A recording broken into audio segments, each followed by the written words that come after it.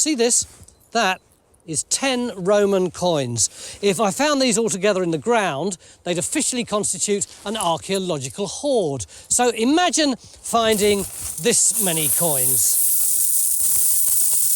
55,000 to be precise. That was the size of Britain's largest coin hoard found here in this Wiltshire field. But take a look at this. I'm standing round about here. These crop marks are Roman walls, but the scale means they're about 1 kilometre long. So could I be standing outside an entire Roman town? Welcome to Cunetio, a field full of giant walls and lost buildings about which we know almost nothing. This is the single largest site we've ever attempted to investigate. And as usual, in Trestiebus nobis cognoscendum est. That's 3 days to dig it.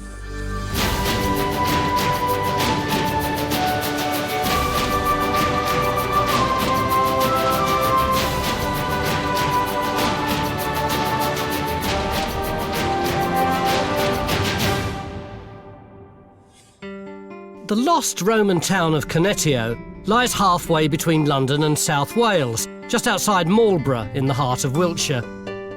Bounded by the River Kennet and the medieval village of Mildenhall, bizarrely known to locals as Minel, it's hard to imagine a whole town lying under the stubble of this wheat field.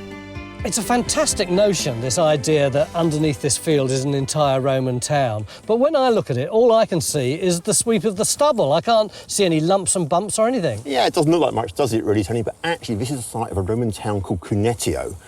But its site was lost for almost 2,000 years until aerial photographs in the 1940s showed unmistakable parch marks. Ditches, big stone wall, Roman buildings, Roman street. You're quite confident just from that to say it's a Roman town rather than anything else? I'd stake my mortgage on it. Well, fair enough. There's no doubt about it, Tony. No. But we know where this place is, we know what it was. Do we really need to dig it? Just putting it on the map is not enough. The air photograph alone demonstrates that we've got big buildings, we've got small buildings, we've got roads. We've got no idea how these layers relate to each other. And of course we've got the coins. The coin hoard as well strongly suggests there's another dimension to the function here. We have no idea of the base of this town.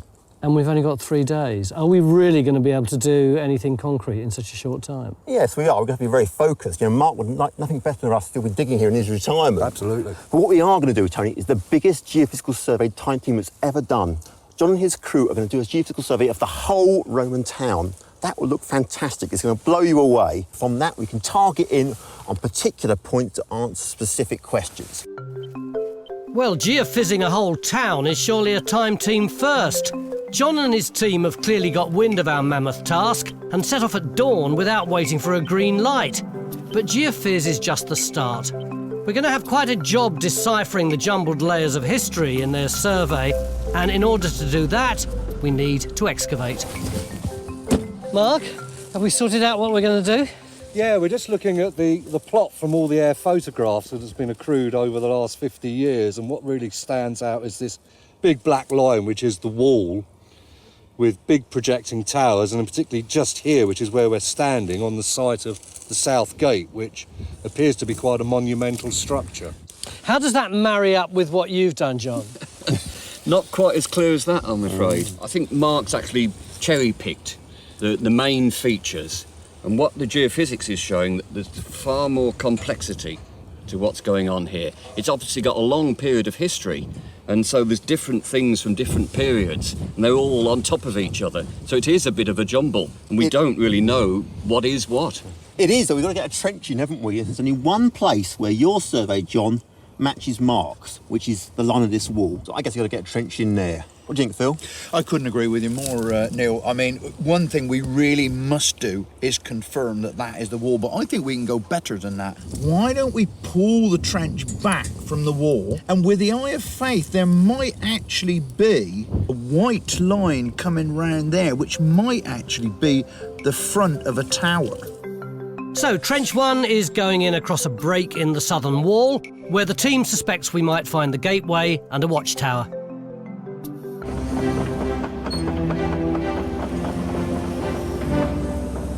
Well, well, well. Digging in Wiltshire again. Yeah. Oh, it warms the coppers here. Dark, innit? That soil, isn't that dark? Yeah. I'd love to see this wall. He's supposed to be very big, innit? There's our first Roman find. I'd say that's a piece of Roman pot. Yeah, without doubt, that's from Dorset. So yeah, that's probably going to be later Roman. I didn't want an address for it. With up to 400 years of Roman history to unpick, every piece of dating evidence is going to be crucial in working out a chronology for Cunetio. What is it that you want to find out from this site? Where can I start? I think for these 3 days, the thing I'm really interested in is getting some good dating evidence for these walls. In the early Roman period, they'd expressed the power of the state by provision of big public buildings, a forum, basilica, amphitheatre. In the late period, it's not focusing on these public buildings. It's big, flashy walls with immensely strong gatehouses and projecting towers. That's the statement of power of the late Roman state. So I'd like to see whether we can tie a date down for that lot. What are you after here? These small towns are something that we largely tend to find in the northwestern provinces, in France, in Germany, in Britain. And we know very, very little about those, so we're very much reliant on the archaeology. And so what we have here is an almost unique opportunity to really investigate what's going on inside and to put the whole thing together. Despite centuries of destructive ploughing on this field, geophys are producing cracking results, and that's reflected in the archaeology. Phil, how are we getting on? Superbly, Tony. Just as on the geophysics, we've got the wall here, it ends about here, and then I think we're going into the ditch. It's much darker through there, and it gets chalky around there, and at the back, round the corner, we've got this big black blob with pottery, and we've got bone on it. I think that's our pit. And apart from that, we've got other bits of pottery, we've got coins. It really is all coming together. So already it looks as though our Roman town is beginning to appear in the field. How much more is there? We'll find out later. Oh, and of course, this being Time Team, it looks like it's going to bucket down any minute. Welcome back to the Roman town of Cunetio. We're about 1.5 miles outside of Marlborough in Wiltshire, and according to the archaeologists, the town itself ought to be right under my feet. And it seems that they're right, because already we've got this really robust-looking wall here and this black ditch here. Apparently there's some sort of pit just round the corner there. But in order to get a picture of the whole town, we've set John the extremely ambitious task of geophysing the entire site. And in order to do that, he's employed some rather unusual help.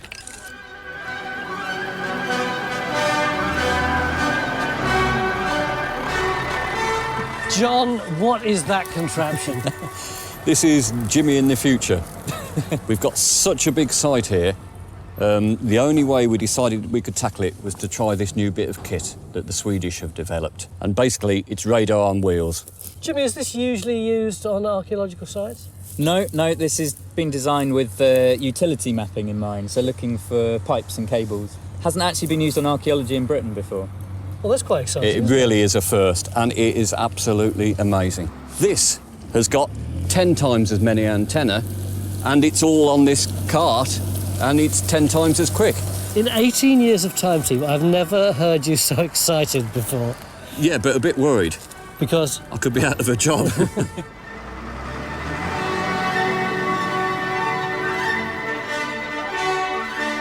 There's no such help for Henry, though. It's Shanks's pony all the way. Our ultimate goal is a complete picture of how Cunetio developed over time. So we'll use Henry's field work as a template and then spend 3 days adding evidence from aerial photos, John's geophys results and 3D models. And as the predicted rain starts to fall, Trench 1 gives us our first classy find. Yeah. It's a spoon. Yeah, that's the handle. You've got the little drop, and then you've got just part of the bowl. Would have been a circular one, and they tend to be earlier rather than late Roman, so more likely 2nd century, early 3rd. These types of spoon were usually silvered or tin-plated, and were a cut above the regular day-to-day wooden variety. And equally lavish objects were unearthed here during the 50s and 60s. Unfortunately, the excavation notes were never published, but the amazing finds did make it to a local museum. David, one of the problems we've got on this site is a small amount of digging that has taken place as they've been written up, but you've got all the finds in the museum. That's right, and you see them all here. Here is a piece of stone from an arch. It would have sat like that as a column, and the arch for the gateway would have sprung from there. Just shows how monumental the building was. And then, back here, we have some painted wall plaster, and you can see the decoration, the designs on here. So do we know where that's from? I know it's from Trench BB, and I'm not quite sure where that's from. So that's something hopefully you will be able to find out. So it does suggest that there's a building of high status, presumably with plaster, maybe with a hypercourse, that kind of thing. Could be. Yeah. Coins are always important in looking at Roman sites. I mean, Philippa, you've gone through all of them. What do they look like? Well, first of all, they obviously give us a really good chronology for the site. We've got a late Iron Age coin here, all the way through the Roman period, right through to this early 5th century coin here. And where's the hoard fit in here? Well, the hoard would fit in around the 270s, 280s, and it's at a time when Roman Britain is really prospering. These rich pickings covering a 400-year period have triggered a tantalising hunt for Trench BB. Laid out immediately south of Trench X to complete the centre. To join with the long wall of the house at the south end of Trench. That makes sense. So Trench BB, Trench BB, Trench BB. Back out on site, we've now identified a second target. We're in the middle of the walled town, and there's this massive building which we think is a mansio. Oh, that's one of those hotel-type things that high-status people used to stay in when they were wandering around the country. That's right. Yeah. It's a building made up with a series of rooms, and it's ideal for radar to work on. So we thought this is the best target for us to try. If we look at Mike's computer, we can actually see the results on screen already. I mean, you've seen these time slices before. We've put all the results together, and what we can see are several rooms here, and we think this is part of the mansio. So the plan is to put a trench across one of the walls from inside the room into the courtyard, see if we can get some dating evidence and see the state of preservation. So our investigation expands from Trench 1, looking for the southern gateway, to Trench 2, which takes in this substantial building in the interior. And the radar results are good. As we're straight down onto the archaeology. Your work here is done, I think, Ian. But with Trench 2 looking to ID this building, I'm concerned that we're overly confident it's a mansio. Well, in the aerial photographs, there is a very clear, large building which has lots of rooms within it arranged around a courtyard. And these you very often find in towns. And so this looks like a mansio. It's in the right kind of place for a mansio. Therefore, it's highly likely to be one. What do you mean it's in the right place? Do you mean that it's slap bang in the middle of the town inside the walls? Well, you actually have to imagine that the walls aren't there. Because if they're sort of 4th century, then the mansio was probably built before this. So what I mean is it's right in the centre of where all the roads are coming together, all the major roads are coming together and joining. What you're providing is somewhere for people to eat, somewhere for people to sleep, and somewhere for them to change horses. So you have a whole sequence of bedrooms. Very often, or at least in the earlier stages of them, the bedrooms were of 2 different sizes as to whether you had important officials staying or the common or garden soldier or messenger or postman staying. If what we have got is a mansio, what does that tell us about this site? It tells us that it did have a formal function within the Roman imperial system. If they're right, then Cunetio was built around a Roman travel lodge, with important visitors coming and going on a daily basis. But proving it has just got a bit more difficult, as the heavens have opened and the drizzle is now a deluge. So to make sure the search for the mansio isn't interrupted, Trench 2 gets its own rain cover. But Trench 1 and its hardy diggers have no such luck. But their toil in the mud is paying dividends by giving our metal detectorists a bonanza of small finds. Is that all coins you got there? Yep, I've got 13 here. Where have they come from? They've come from the straw heaps just round this trench. But they've all just come from this trench? Yep. I mean, have you got any dates for them? Well, there's one here that dates to about 270, and that's a coin of Gallienus. but the rest of them really tightly date to the middle of the 4th century, so around 320 to 340 AD. I mean, I suppose, it's a lovely little collection, but the sheer fact that it's all from the spoil tip, it's all unstratified, it actually only tells us that the Romans were here in Cunetio at that time. That's true, but the interesting thing here is that 20-year period that the coins come from. And I'm wondering whether perhaps at some point a plough has hit a little coin hoard, perhaps? Another one? Yeah, another coin hoard from Cunetio. See, when you say that, I was thinking this morning, Tony said he had a handful of 10 coins, and he said that constitutes a hoard. You got 13. Yeah, so what we're looking at here is another case of potential treasure. Wow. But the weather has caused one major setback. Rain has seeped into the radar machine's computer, forcing it to retreat from sight. Geophys have lost their ultimate weapon. Man will have to triumph where machine has failed. Under the marquee, though, work goes on unhindered. Matt, can I come in your trench? Yeah, quick, get under the tent. It's getting worse and worse out there. It's miserable, isn't it? I think you're in the best place. This is where we thought there might be a mancio, isn't it? Yeah, and I'm pretty sure we've got it. Over here we've got this lovely packed chalk surface. In the middle, we're just starting to get the stones of this wall coming up, and that goes straight down this way behind me there. On that side, we've got this courtyard area, or yard surface, looks like, and on top of it, in front of Christo there, can you see stone roof tiles slid straight off the roof and landed right there. So we know we've got a building. Yeah. We know it's Roman. Yeah. But we don't know it's a mancio, do we? True, but this fits in perfectly with the geophysics, so I'm pretty sure that we've got it. So you're happy to continue? Oh yeah, I'm well up for it. I'm not surprised you're the only dry people on the site. Back in Trench 1, Phil has now confirmed the stone wall, but the gatehouse remains elusive. I reckon the edge of our trench is coming about there. Really, we should be about where you're standing, actually on the entrance into the Roman town. Should be, and maybe we might actually find a tower, but whatever way, this should prove So it. that was 2 should-bes and a maybe. We're nearly at the end of day 1, although, quite frankly, we can't do much more anyway, because I don't know if you can see it, but the weather is really grim now.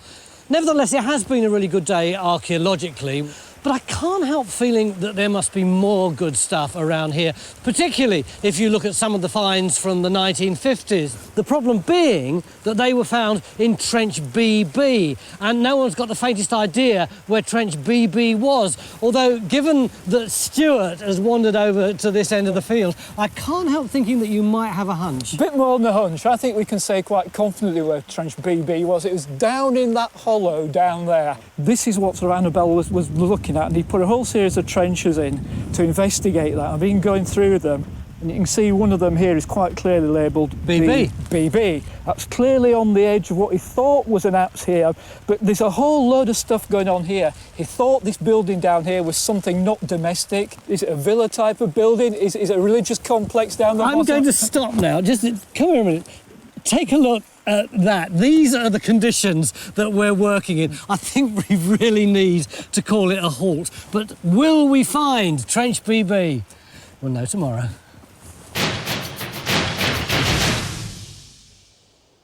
Beginning of day 2 here in this giant field just outside Marlborough in Wiltshire, and under my feet there's an entire Roman town. You can just see the beginnings of it coming up in this field. One of the tasks that we set ourselves over the 3 days was to get a picture of the entire town. And you may remember that yesterday, in order to do that, we deployed some cutting-edge technology. And the good news is they managed to geophys half this entire field in just 1 day.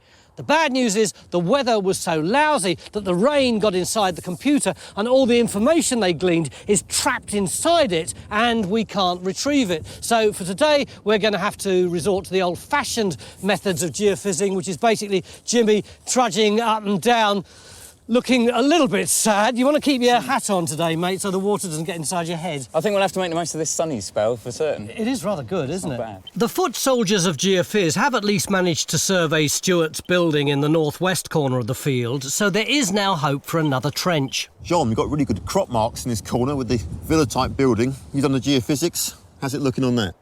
Look at the detail. We can see the main front corridor there, all the rooms behind, and then the back wall and the apse in here. What we want to do is try and test this area out. Annabelle put in a little trench, I think he called it BB, and we know from that there was good chunks of painted wall plaster. So I would have thought maybe something like a sort of 10 by 2 taking in that room and a bit of the apse. OK, we'll mark that out for you. Great. So, while Trench 1 continues to search for the gatehouse and Trench 2 tries to ID the Mancio, Trench 3 goes in to date the posh building in the corner of the field. And judging by previous finds in Trench BB, there are high hopes for classy stuff here. Oh, look, here we go. And the first scrapes are promising. Bit of Oxford ware here. Oxford ware. Yeah, So that's going to be 4th century? yeah, late 3rd into 4th.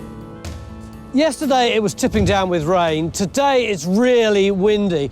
And the problem is, inside this tent, which now they put the sides on, does look a bit like something from a wedding reception, is Matt's trench. And because of the wind, it's really noisy in here. Hardly hear yourself speak most of the time, can you? But Matt, this trench has really come on, hasn't it? Yeah, it's really clarified itself now. I got the courtyard in slightly wrong position yesterday. It's actually over there. You can see this wall coming straight across here, straight across there. We've got the corner of a building like that. And this is the building that we think may have been the Mancio. Yeah, that's it. How does what Matt's excavated tie in with your geophys? Well, it's brilliant from my point of view because it is confirming the yellow lines are wall lines. And now I know that when I look at the bigger picture, I mean, there's so much going on now. A whole series of wall lines, rooms. We've clearly got a massive building here. And the problem is there's just so much going on. Unpicking it is just so difficult. But unpick it we must. So we put another trench in on the strongest anomalies in the building. A Mancio would likely have had both a bathhouse and heated rooms. So if we can find them, then we've as good as got our ID.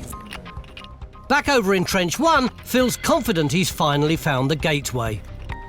What I've got here is the butt end of the wall that John got on his geophysics. You can see here these flints set into the mortar, where the flints that way are just in loose soil. And what I'm wondering is whether or not this wall here, or this lack of wall here, is where they've actually demolished it, or whether in fact we might be looking at Mark's original entrance. When you say sort of demolished, I mean, are you talking about perhaps there was like a big archway coming through here or something? Well, that's exactly the sort of thing I am thinking about. The point is that if there is a hole in the wall, that could either result from them actually punching a hole in it when they demolished it, but equally it could mean that there was a hole in the wall originally, like a gateway, and maybe there was some rather nice stones here that they thought were worth having and that they robbed away. So it's crucial to find out what sort of a tear line we got there. So plenty more digging down in here then? Plenty more to do there.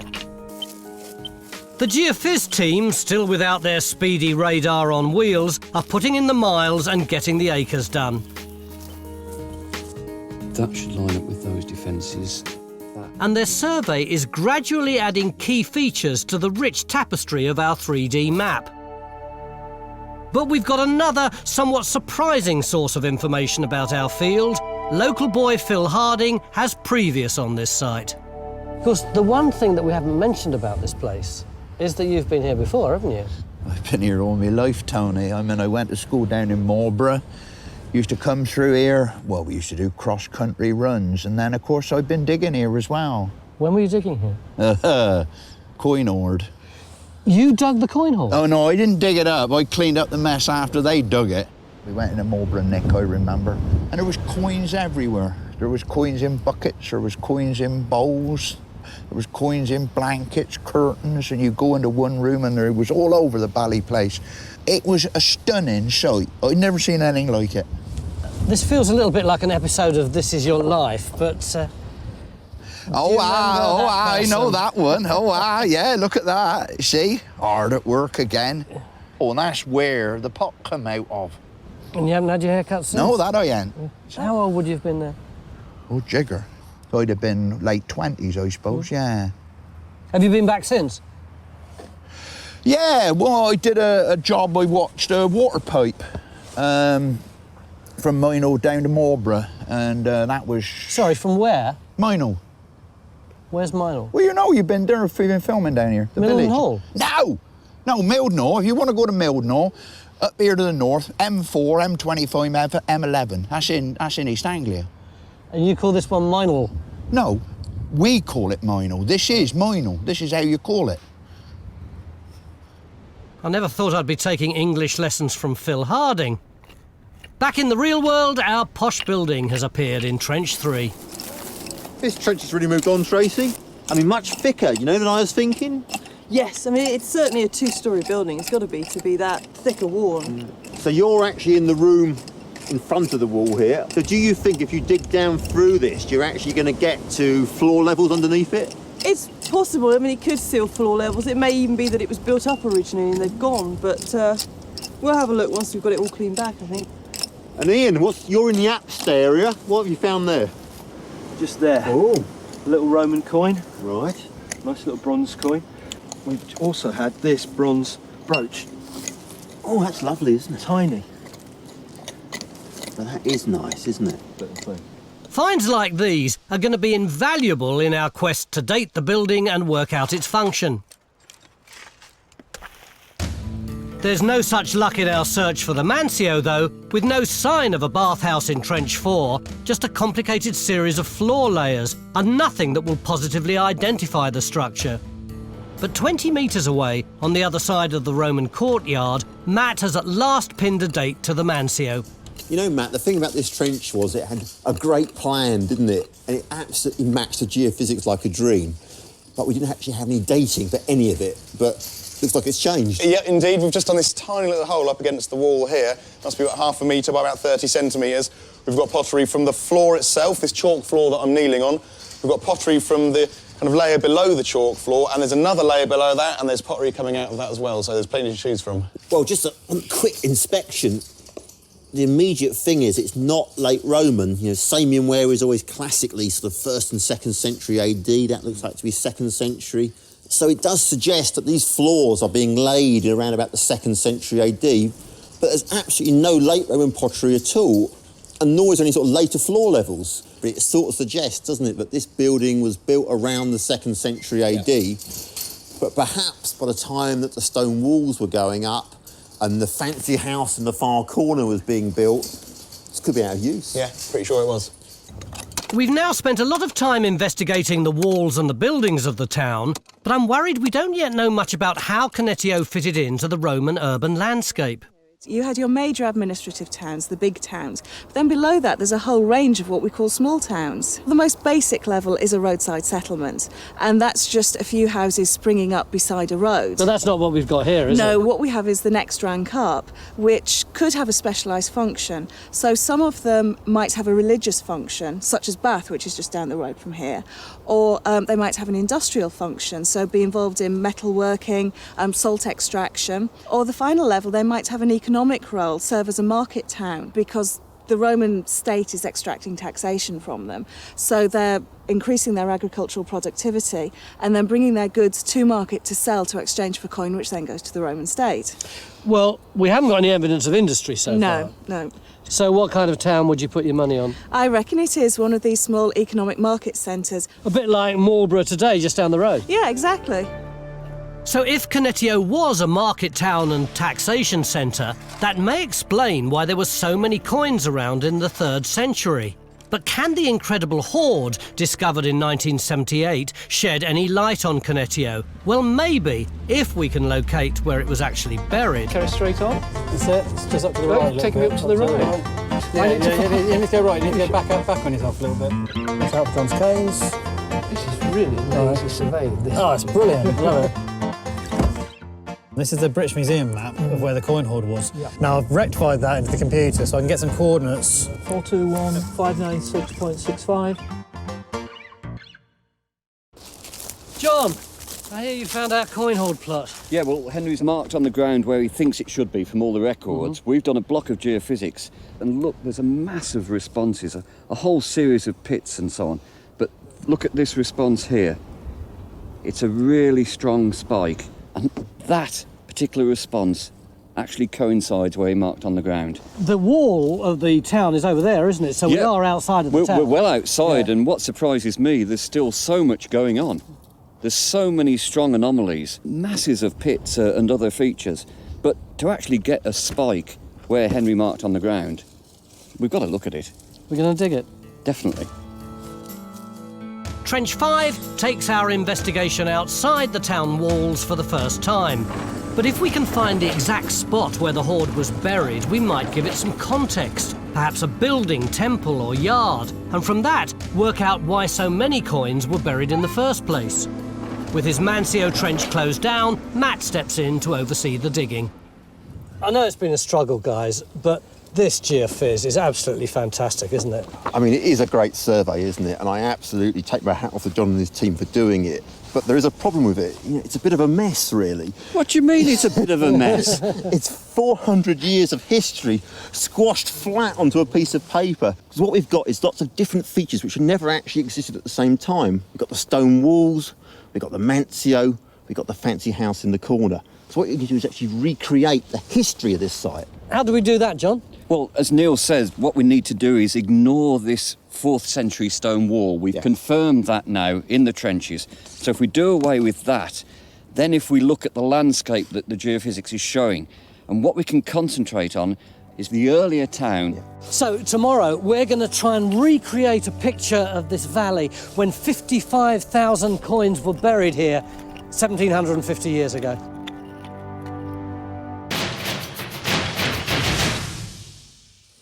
Beginning of day 3 here in North Wiltshire, and under my feet is the entire Roman town of Cunetio, which is pretty exciting, but it's also very complicated because what we've actually got is nearly 400 years of continuous activity.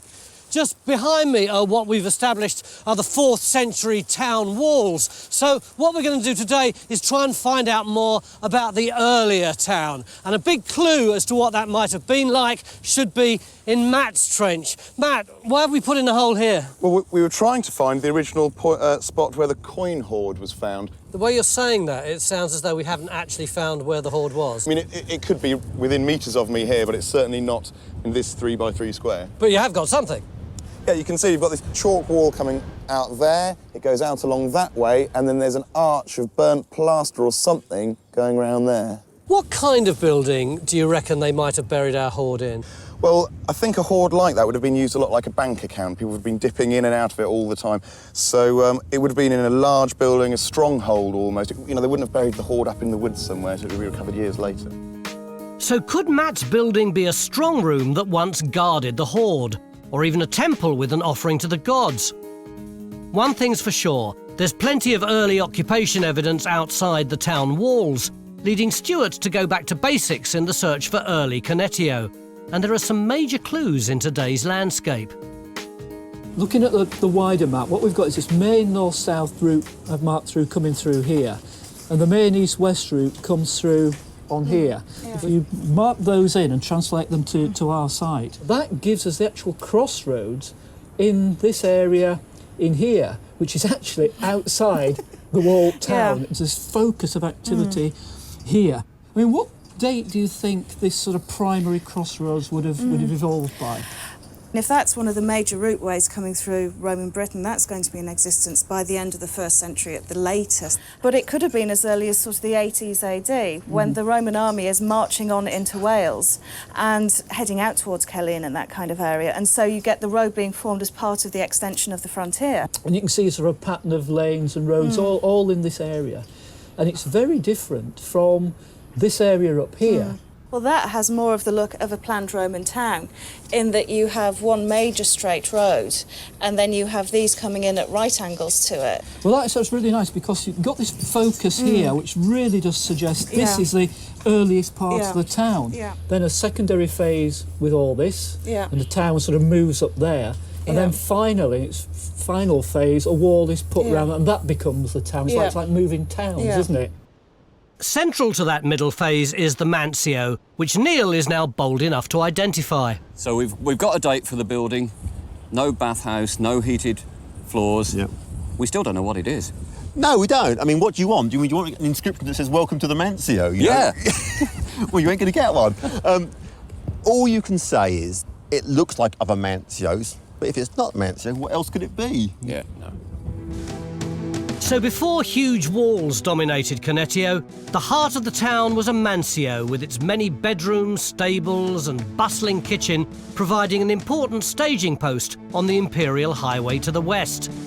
It was somewhere on the road heading south from that mansio that the massive coin hoard was buried, and Matt seems to be a step closer to finding its location. Philippa, this has just come out Wow. of the ground down there. It was just in the subsoil, kind of churned up, kind of leaning up against the structure here.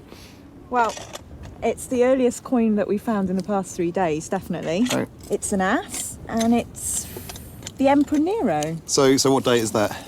That's 64 to 68 AD. It's pretty precise. So how much is that worth then? What could you get for that in the 1st century? Well, we know from graffiti and literary sources that you could either get yourself a haircut or an hour with a lady of the night with one of these. Well, I do need my haircut, but could I have that back, please? There you go.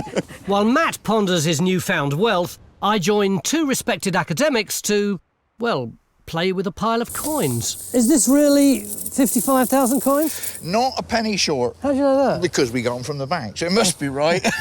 When you saw the original hoard, did it look like that? Yeah, I mean, obviously they were green and dull because they were Roman coins, but in sheer quantity, I'm told there was 3,500 weight of coins. And that's 200 kilos. You see, let's see if that's anywhere near 3,500 weight. That's not very bad acting, is it, Philip? No, that's 3,500 weight. Go on, let's have a go. That is seriously heavy. How on earth would they have buried all this stuff? Well, we know that they buried them in a pot. And we've got a pot here that's very similar to the one in which they were buried. So, going on the idea that 3,500 weight into one pot would be a very heavy object to bury, we reckon that they must have buried the pot first. Go on, you show us how. You're the digger. Why is it always me? Because you'll do it. As we bury our own 21st century treasure, Matt's excavation can now reveal that the building framing Cunetio's original coin hoard was rather more mundane than a temple or a stronghold. Just from the top here, we have had a few bits of this chunky pottery. It's a big storage jar rim, likely to date to the sort of 2nd, 3rd century. So that would put it when the focus of the town is over here, before it moves over to the stone walls before of the 4th those century. big stone walls are put up in the 4th century. So what we've got here is this oval coming round like that, set into this chalk structure. You can see the chalk blocks coming round there, and it looks to kind of be coming to a point round there. I must admit, looking at the shape, the way it's emerging, Neil, oven is what springs to mind. You've got potentially then a sort of oven set inside a building, domestic occupation, and probably earlier rather than later, maybe? I would have thought so, Neil, up here, yeah. So we're in someone's kitchen. As Phil heads underground, my questions are on the money. Do you reckon these were buried in panic? It's a possibility, and that's the traditional interpretation of Roman coin hoards, that they were buried in a time of unrest and then the people would come back and collect them when things had calmed down. Do you believe that? Well, it's a possibility, but I think there are lots of other reasons why coin hoards might have been buried. Like what? Who might have access to this kind of money? Well, I don't think it's going to be one individual, but money lenders maybe would get this sort of number of coins. Or we could look at this as being a sort of community collection, and that it's been buried for a religious reason and that they've come together to give this all to the gods. Well, we reckon that's about it. Think so?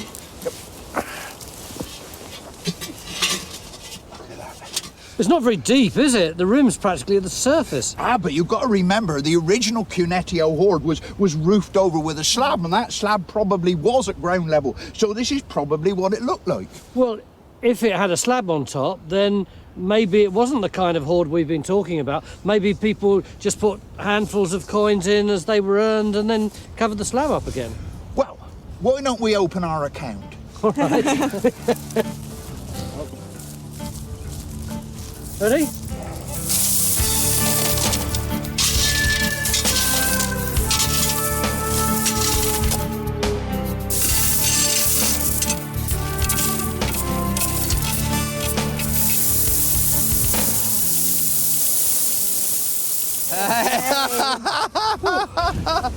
The biggest hoard currently in Britain, I think.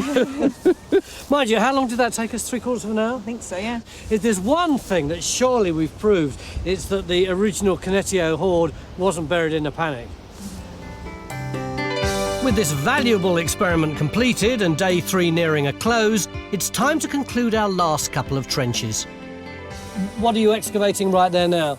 Well, we've got these layers of demolition that come off either side, so the idea is to put a slot down through these, thinking that, you know, there was a chance that they were going to be covering intact floors. But unfortunately, it looks like this is actually build-up and the floors would have been higher, so we've lost them. So it's certainly a very high status building, but we're not going to be able to tell just from this one trench. No, unfortunately not. The dating evidence for this substantial building points to activity in the 3rd and 4th centuries, the same date as the stone walls, so it's likely to have played an administrative role over the late town. We've had some really fascinating archaeology from all over the site. We've got the Mancio, we've got the big high-status building that Stuart identified, we've got the building where the hoard originally came from, but we keep being drawn back to this trench for one very good reason. This wall. It's huge, isn't it, Mark? It's monumental. We knew it was big, but to actually now see it exposed is incredible. I mean, you've got the front face there. Just here? Yeah. The rear face is here, and then we've got another big foundation beyond that, probably for a gatehouse. I mean, it's absolutely astonishing. But when this gatehouse was at its apogee, what would it have looked like? Well, let's go and stand up where we would have been in the middle of the gate. So we're roughly now standing in the middle of the road. You've got a gate that's at least 5 to 6 metres wide. Then you're going to have a great single arch coming up 4 to 5 metres high. The wall itself's going to be 6 to 8 metres high. We've got the block behind us telling us there's a kind of tower structure, so there's probably another storey above that. It's very impressive. We believe that this place is being used for a regional tax collection centre, so we could envisage carts of grain coming in through here after the harvest. Let's say your name is Lucius Ludicrous, you're a local farmer, you've had your tax demand, 25 bushels of grain, you'll come up through here in your cart, I'll be standing here in all my great late Roman regalia, I'll tick your name off, yes, OK, he's paid his due, you can go away now, my good man. Mate, I'm off. With dates for the buildings and walls of Cunetio, we now understand the phasing and can complete our 3D picture of the town through time. So can you just get rid of the walls? Yeah, sure, no problem. Mancio dates to 120s. That gridded layout of roads is probably contemporary with it, but some of these houses would probably have then built up afterwards. And Philippa can help us complete the story of Cunetio's remarkable coin hoard. These are really lovely, but they're not from our site, are they? These are from the British Museum. Yeah, they're from the British Museum Handling Collection, and they represent what would be a good selection of coins from a site in the 1st and 2nd centuries AD. So what have we got? So we've got 2 denarii here, which are good silver coins, and here we have a sestertius, a dupondius, and an as, and these are all good solid bronze coins. So are these the kind of thing that were found in our hoard? No. These are the sort of thing here. They don't look as good, do they? No, they're what archaeologists call grot. And these coins are actually called radiates. And that's because the emperors have these little radiate crowns. Why are they so different to the coins up the top? Well, they're much lower quality for a start. They don't have that metal content that the denarii have here. Why are they so grotty? Well, in the 260s, 270s, there were real problems in the Central Empire. There were barbarian incursions, and quite a lot of coin didn't really make it to Britain. So people had this demand for coinage, but they weren't getting any. So they started minting their own. The coin hoard that we buried was 55,000 1p's, wasn't it? So presumably that was worth 550 quid. How much would 55,000 of these be worth? Well, these are the coppers of the Roman period, so they're probably not worth much more than 1p each. So what we're looking at is probably a hoard of about £550 in Roman terms. It's a bit of an anticlimax, really, isn't it? There's no such disappointment with the geophys, though, as our foot-slogging team have pulled off one of Time Team's greatest ever triumphs. When you first pick one of these things up, it seems pretty light, but the more you hold it, the more you can feel its weight in your biceps and, for me, in the small of my back. And yet you guys have been going up and down this field non-stop for 3 days. Yeah, well, you've just walked about 20 metres. Yeah. If you kept going for another 55 kilometres in total, you'd have walked what the team have walked in the past 3 days. I mean, they've collected just short of 500,000 data points and surveyed 27 acres of ground. I mean, it's the biggest survey we've ever done on Time Team. And the result has been an entire Roman town. Is there anything about it that surprised you or you didn't expect? There's just so much going on, it's unbelievable. You know, there's the enclosure ditches, the defences, the trackways, the fields, the paddocks, the buildings, a complete plan. And it's coming right through the field, and we've not actually found a limit to the archaeology. It's quite brilliant. You've actually got 400 years of history on one piece of paper. So our findings suggest that Cunetio began in the 1st century as the Roman army drove a road west. A small settlement grew around a major crossroads, and early in the 2nd century, a mansio developed to cater to passing travellers. Attempts to formalise the town resulted in a gridded street plan. But all that was done away with in the 4th century when town planners slapped down huge walls and cleared the interior, administering the town from the big villa in the corner. All a far cry from the field today. Phil, why do you reckon Cunetio eventually disappeared under the ground, whereas other Roman towns like Cirencester survived? Well, the way I see it, Tony, probably in the early Romano-British period, you had a perfectly peaceable, prosperous little community thriving here. Everybody going about their local business, minding their own business and getting on perfectly well. And then in the later Roman period, you have the might of bureaucratic, administrative Rome coming here and building this whacking great wall, bringing in their taxation, their administration and all those nasty things. And I reckon that killed the local community. They cluttered off. And then, of course, when the Romans went away, well, the locals didn't want to come back, did they? So where did they go? Well, if they're like me, they'd probably gone to the pub. Shall we go now? I think that's a very good idea. Where's the nearest pub then? Mino, down in the village. What, Mildenhall? No, Mino, I keep telling you it's Mino. M-I-L-D-E-N. To ensure you catch all the latest updates, please do subscribe to this channel, follow us on social media, and sign up to our newsletter and join us on Patreon.